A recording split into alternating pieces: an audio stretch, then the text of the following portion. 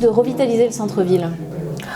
Quel gâchis en 30 ans, un centre-ville qui était vivant, des magasins ouverts, fréquentés, et aujourd'hui une vitrine sur deux qui est fermée.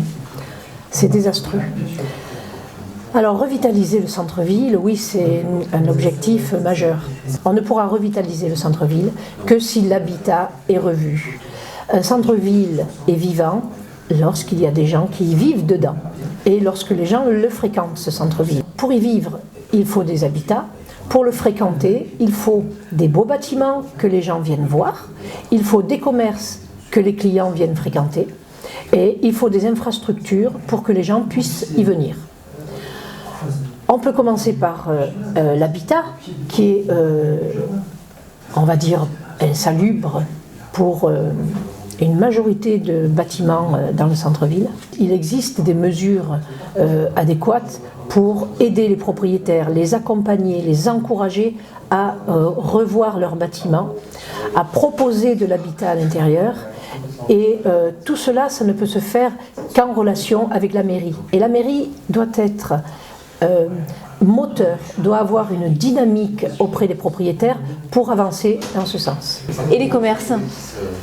Je suis une ancienne commerçante. Donc aujourd'hui, en lien avec ces élections municipales, je suis la seule qui connaisse vraiment la problématique du commerce. Je l'ai vécu et j'ai énormément travaillé avec l'association des commerçants du centre-ville, Tendance Aubenas, puisque j'étais au bureau de cette association, donc je connais très bien le sujet. Pour faire vivre un commerce, il ne s'agit pas uniquement de dire oui, on va ouvrir une vitrine. Ce n'est pas uniquement ça. Les clients ne viennent dans un commerce que lorsqu'il y a un commerçant qui peut s'y installer. Pour s'y installer, il faut que les locaux soient adaptés au commerce. Il faut qu'il y ait un accompagnement de ce commerce. On voit souvent des commerces ouvrir ou fermer, personne n'est au courant, ni de l'ouverture, ni de la fermeture.